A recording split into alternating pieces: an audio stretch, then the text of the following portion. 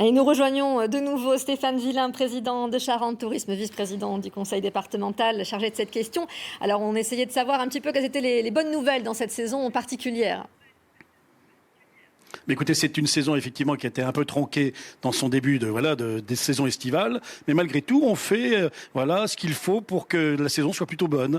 On a à peu près 70% finalement d'une saison normale qui va être faite sur les campings, les hôtels, les gîtes, les maisons d'hôtes. On est plutôt satisfait. On a plutôt le sourire aujourd'hui par rapport à ce début de saison qui était plutôt morne. Est-ce qu'il y a un type d'hébergement ou un secteur géographique qui s'en sort mieux que les autres ?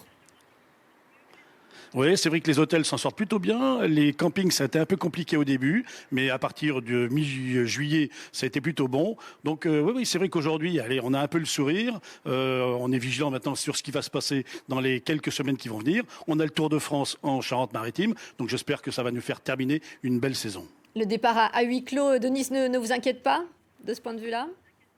Non, écoutez, nous, en ce qui nous concerne, dans notre territoire, il n'y a pas de problème de Covid avéré. En fait, on est très vigilants. Il y aura des protocoles, il y aura bien sûr les distanciations, il y aura le masque obligatoire, c'est la demande de la préfecture. Mais je peux vous dire qu'il va faire beau, on va avoir le sourire, il va y avoir du monde. Ça va être que du bonheur quand on fait des grands événements en Charente-Maritime.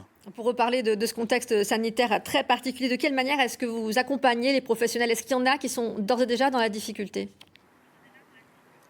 Oui, je pense qu'effectivement, il y a eu des aides, vous savez, durant la période difficile. Et on va le voir maintenant dans les mois d'octobre, novembre qui vont venir, parce qu'il va y avoir les remboursements, notamment pour les campings, les hôtels.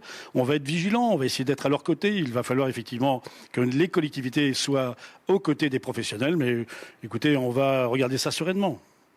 Merci beaucoup Stéphane Villain d'avoir répondu à notre invitation et désolé pour cette interview un peu en épisode.